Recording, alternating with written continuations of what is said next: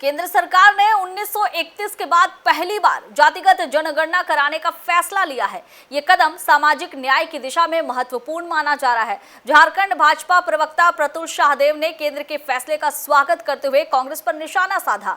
उन्होंने कहा कि कांग्रेस ने जाति जनगणना को हमेशा राजनीतिक फायदे के लिए इस्तेमाल किया। वहीं कांग्रेस के पूर्व प्रदेश अध्यक्ष राजेश ठाकुर ने कहा कि कांग्रेस के दबाव और राहुल गांधी के अल्टीमेटम के कारण केंद्र को ये निर्णय लेना पड़ा। उन्होंने तिथि घोषणा करने की मांग भी की। देखिए, केंद्रीय कैबिनेट ने जो निर्णय लिया कि जो जनगणना होगी उसके साथ जातीय जनगणना का भी स्वरूप को जोड़ा जाएगा, हम इसका स्वागत करते हैं। और हम ऐसे भी प्रतिबद्ध रहे हैं जो हमारा पिछड़ा समाज रहा है, जो एससी समाज रहा है, एसटी समाज रहा है, उसको हक देने के लिए। इसके अतिरिक्त जो तथाकथित रूप से अगड़े भी थे उनको भी 10% हम लोगों ने आरक्षण दिया।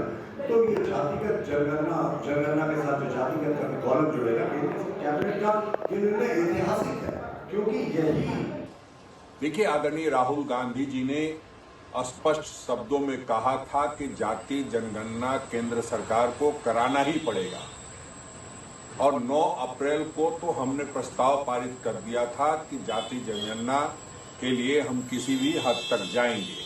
साथ ही साथ 16 अप्रैल को हमारे राष्ट्रीय अध्यक्ष आदरणीय मल्लिकार्जुन खड़गे जी ने प्रधानमंत्री को पत्र लिख करके कहा था कि आप जाति जनगणना जल्द से जल्द कराइए। परिणाम सामने है। आज जाति जनगणना की बात प्रधानमंत्री ने स्वीकार कर ली और कहा है कि पूरे देश में हम जाति जनगणना कराएंगे।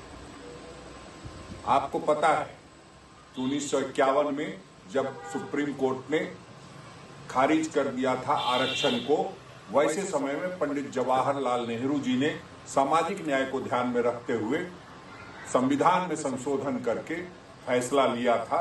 एक बार फिर से हम लोग जो अपनी विचारधारा को लेके चलते हैं, सामाजिक न्याय, आर्थिक न्याय, राजनीतिक न्याय देने की बात जो संविधान में कही गई है, उस बात को लेकर के जो लड़ाई लड़ते हैं उसमें जीत मिली है। हम समझते हैं कि बहुत जल्द प्रधानमंत्री उसकी तिथि की भी घोषणा करें, नहीं तो ये लगेगा कि सिर्फ दिल